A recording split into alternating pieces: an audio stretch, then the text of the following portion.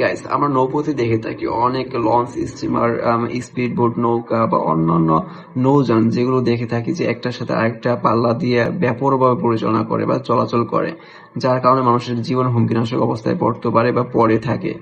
So guys, এর জন্য কিন্তু বাংলাদেশ আইনে এর শাস্তির বিধান রয়েছে। বাংলাদেশ দণ্ডবিধি আইন 280 দ্বারা বলা হয়েছে, কোনো ব্যক্তি যদি ব্যাপকভাবে নৌযান পরিচালনা করে যার কারণে একটা মানুষের জীবন বিপদাপন্ন অবস্থায় পড়ে অথবা আঘাত পাওয়ার সম্ভাবনা দেখা দেয় অথবা জখম হয়, তখন সেই ব্যক্তিকে সর্বোচ্চ 6 মাস পর্যন্ত যে কোনো মেয়াদের কারাদণ্ড অথবা 1000 টাকা পর্যন্ত যে কোনো পরিমাণ অর্থদণ্ড দণ্ডিত করা হবে অথবা উভয় দণ্ডেই দণ্ডিত করা যেতে পারে। সো গাইস, বি কেয়ারফুল, কি এরকম ব্যাপকভাবে নৌযান পরিচালনা করবেন না, কারণ এইখানে মানুষ থাকে, তো মানুষের জীবন সবচেয়ে important. So guys, be careful, আপনি সচেতন থাকবেন, আপনার আশেপাশের সবাইকে সচেতন করবেন। ভালো থাকবেন, বাই বাই।